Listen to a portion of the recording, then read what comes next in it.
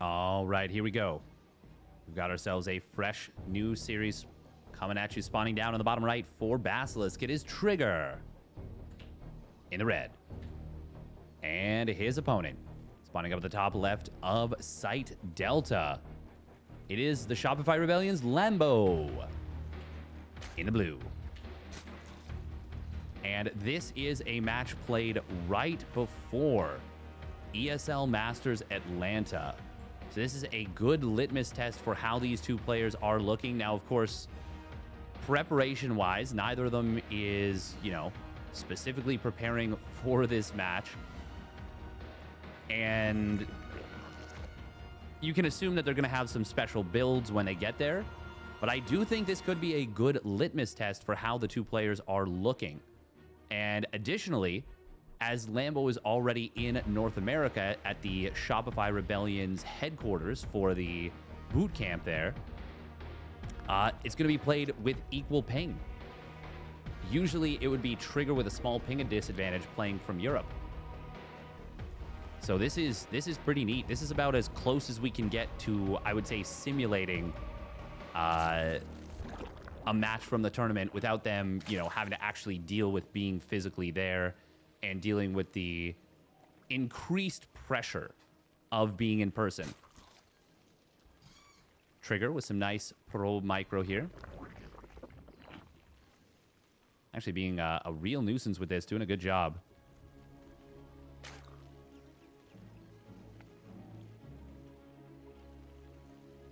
We did just see Trigger take down Mixu with some great anti-muta play. And Mixu showing why it is really difficult to make mutas work. It is really difficult to make mutas work against a player who really knows how to play against them. And why we don't see mutas as often as we might have in the past. Now, that's not to say that you can't make mutas work. It's just when the Protoss is prepared for them, they are tough to make work. And usually they're better on bigger maps. Mixu tried it on Oceanborn, which is a little bit more cramped. And it's tough to, kind of represent big counterattack threat.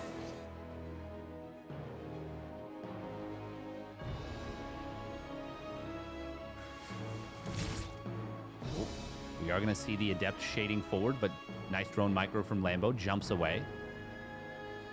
Obviously, it is, the goal is to take absolutely no damage from the first Adepts, but that is very difficult to achieve. And as the second set of Adepts show up, we will see at least one drone getting picked off. Nice job from Trigger. Lambo's link speed still a few seconds away from completing. And so there's going to be no punish on these Adepts. They sneak in, snipe a drone, and sneak on out. Good job. And even force a tiny little bit of lost mining time. Not a ton, but enough to be annoying. Second Oracle delayed a little bit by a tiny supply block from Trigger. Obviously, in a perfect world, every little timing you have would always be frictionless. But that's the thing. When you're trying to do so much, well, it's just very hard. StarCraft hard game. Headline. Additional report at 11. Oh, can he get the kill on this drone? Yes, he can. That's a nice pick off for Trigger. Oh, he's got to get out of here, though. Doesn't want to take additional damage. Only one extra shot. So it's kind of fine. Lambo... Oh, didn't actually see the third Nexus go down. But he's going to confirm that, I think, with a Ling. Oh, Oracle in the natural finds another 2 drones. Very sharp start from Trigger. 5 drones, no losses so far. That is... You really don't want to be taking any more damage than that as the Zerg. Especially because Lambo did not cut his Spore Crawlers, only at the third base as he delayed them. And in fact, he's going to be going for a Baneling Nest. So you're going to get a second gas? Yes, he will. Okay, so he's going to be looking to put on some big pressure. He's actually supply blocked at 66. Will build a couple more drones, but he is going to be looking to put some aggression on Trigger, finding 2 more drones in the main. And will just dart on out. It will be a very fast charge. That is a super fast charge out of Trigger. Nope, wisely turns around. A few too many queens here in the natural. Well, natural and a third. It is really difficult to defend against this kind of tenacious Oracle play. Oh, hold position micro. Able to bruise up all the drones, but he doesn't get the killing blow on any of them. Lings, though, will find these adepts. Fortunately for Trigger, he had already started to shade back as a safety precaution and had tucked himself in against the wall, so he might be able to save the majority of them. Oh, but Lambo will get the wraparound. Going to be able to find all 4 of those adepts. That is a pretty nice pickoff for Lambo. Oracles did turn on their pulsar beams, and they are still on. Trigger's either got to turn these off, or he's got to do something. Okay, there we go. He switches them off now. Lambo, it looks like he doesn't want to actually put on any additional aggression with the Baneling Nest. Sees the Archon is done. Storm coming on in behind this from Trigger. Is there a Roach Warren? No. So Lambo relying on the Banelings to keep him safe, to allow him to get away with the skip on the Roach Warren. And I mean, if you can get good Baneling connections, you can work something out against Charge Lot Archon. It's just not easy. And you got to be extremely careful because you're never sure exactly when your opponent's going to move out. However, in this case, because it's a quick storm from Trigger, it's unlikely to be a dedicated move out. And Lambo is going to get away with this, I would say, pretty greedy Lingbane Hydra setup. Yeah, quick 82 drones, relatively quick. He has, of course, scouted his opponent's 4th base, so it's not super greedy. He's actually going to get in on top of these High Templar. Oh, he gets the kill. That was very greedy from Trigger. He was like, you're not going to kill this. I can keep it alive. I don't need to Archon Morph to save it. And to be fair, it does mean he doesn't have to, you know, sacrifice this High Templar. But I think it still would have been better to maybe go for that. Lambo does force a cancel on another cannon, I think. Getting some nice work done with just small packs of Lings, but it is going to be a lot of Lingbane Hydra coming out of Lambo. He really got away with a greedy setup here. Now, Trigger's setup is equivalently quite macro-oriented. Like, Trigger's got a lot going for him here in terms of this build. Oh, man, the Spore Crawler positioning, making the drones idiots, I think. Is it? No, it's just how they rallied. No, they are still idiots. Yeah, they're, like, derping around. Why? Why do they do this? I don't understand. Hydra speed. No Hydra range just yet. No +2 melee just yet. Bane speed is already done, +1. Well, obviously, if you have +2 melee on the way, it means +1 is already done. Trigger will be able to get in on top of these Lings that got in, but still no unit in the wall. Lambo could potentially go for another run by here, but this is the army of Trigger very much out of position. Battery overcharge will get popped and very promptly taken down. Storm's not going to do too much.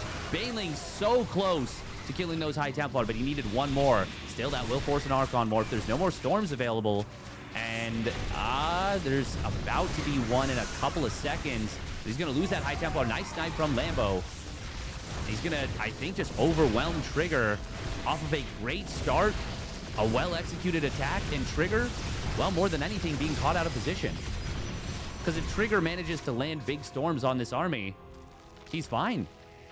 He's almost certainly just fine. But being caught out of position, losing the battery overcharge early, and then having to come through your own show to engage into an army is a deadly combo against a very dedicated attack from the German Zerg. No Hive, no additional upgrades so far, just that Grooved Spines. And Lambo will take game 1. Very well done by the German Zerg. All right, here we go. Game number 2. Spawning down in the bottom right for the Shopify Rebellion, it's Lambo in the blue. And his opponent going with a very quick gas first here. For Basilisk, it is Trigger in the red. And that is going to be a super greedy opener from Trigger. And if you can get away with it, it's fantastic. And he's going to get away with it because there is no 12 pool. No pool first.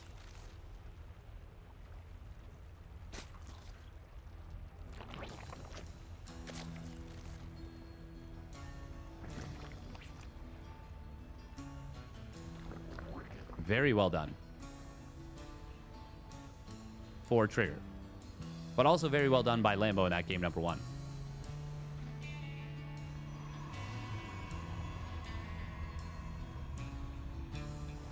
Bum, bum.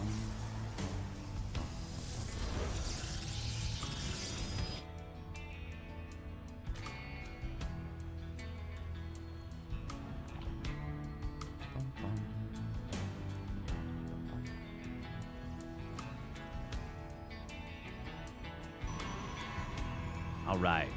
What are you going to see in game number 2 beyond this greedy opener from Trigger?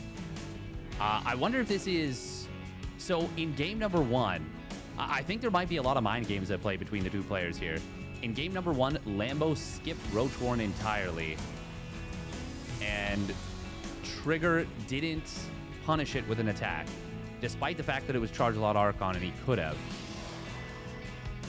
Now, in game number 2... we've seen Trigger go for a gasless, no scout opener. Now, this could be a setup from both of them, that they're both trying to lure the other into a particular response for the upcoming DreamHack Masters. Now, they're not in the same bracket, but they could still meet in the knockout bracket very easily. Now, it could be reading too much into it, but I wouldn't be surprised if there are some mind games on mind games right now. Will be a Void Ray first, by the way, out of Trigger. And the first Adept did not shade forward, so Trigger, how much has he seen right now? This is as far as he's seen it. It's like some Lord of the Rings stuff, where he's like, Mr. Frodo, if I take one more step, this is the farthest away from home I'll have ever been. Okay, Sam. Now, I wonder what the follow-up from Trigger is going to be. He's floating a lot of money. Ah, there it is. 2 more gases. Fleet Beacon. Second Stargate. Yes, yes. That's what I was thinking.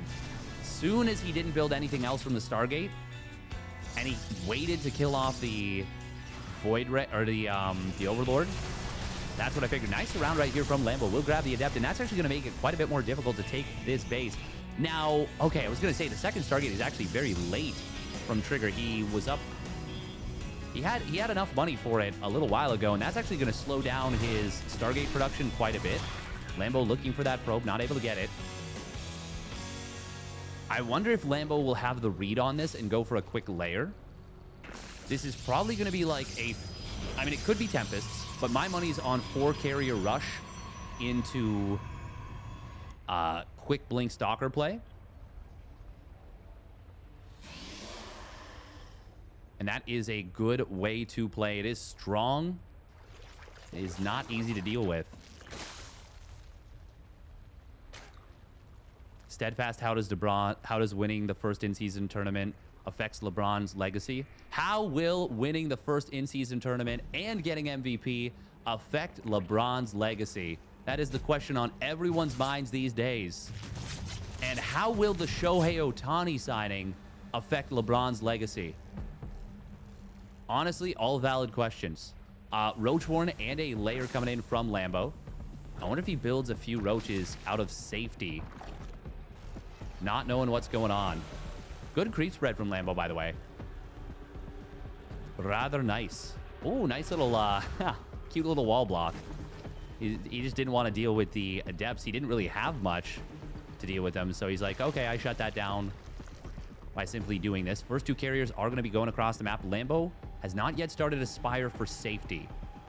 He's just now at 200 gas. Okay, I think he might have the read. Ooh, does he see this? He will with the Watchtower almost instantly. And we're going to see the Queens ball up. Might see all of the Spore Crawlers brought to the 3rd. Yes, we will. At least 2 of them. Leaves 1 in the main.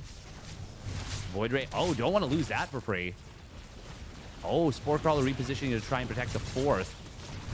Transfuse. Should be able to keep this alive. Void Ray taking a lot of damage from that Spore. Good job targeting that. Oh, transfuse. No, he doesn't get it, but He's already lowered the count by quite a bit. Meanwhile, there's actually a few roaches in this counterattack on the other side of the map. This is dangerous for Trigger. He warps in a few zealots. Lings are bottlenecked super hard. But on the other side of the map, the Void Ray and Carrier combo will kill the one queen that had Transfuse Energy left. And you know what? With only one Spore Crawler here, and the queen count starting to get picked away at, still a lot of interceptors. Okay, they are starting to get chewed away down. Where are the third and fourth carriers? Okay, they've been sent back to the third base, but now they can go across the map. How many... Well, Spire's done. Okay, Spire's done. Yeah, Lambo survived. Lambo survived. He kept the fourth base alive. He's on a huge worker lead. Very messy setup, but it will favor the German Zerg. That was a really tricky situation for both players to navigate because they both had their third/fourth bases threatened simultaneously with a somewhat unexpected setup of units, and they both crisis managed it pretty well. But Lambo's setup, because he started that early Spire, was better to deal with this. However, here comes the Interceptors with 4 carriers out. He can fight these Corruptors. Oh, Lambo making a bit of a mistake getting in here. Will lose one of them right away. He's lost a lot of Queens now. And actually, all these Corruptors cannot fight these carriers. They're coming in piecemeal, which is not what you need. He's going to lose every single Corruptor if he keeps chasing. Oh, but that will draw the units back into the carriers. And now the Queens are going to get a kill on one of these carriers. Can he get a second one? No.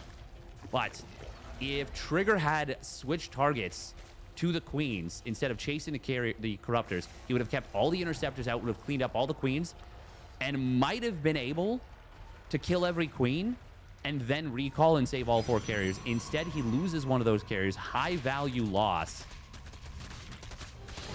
And now there's enough Corruptors to fight just, well, let's call it 2.5 carriers when we think of the aggregate HP.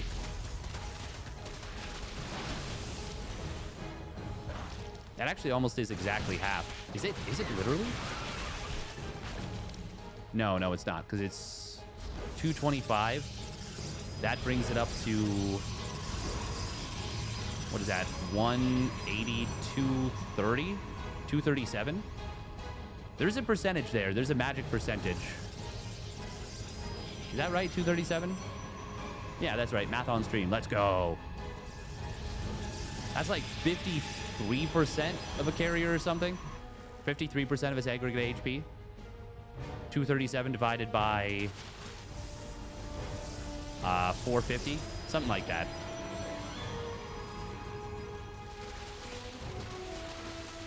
I'm still trying to do the math in my head, but it really does not matter.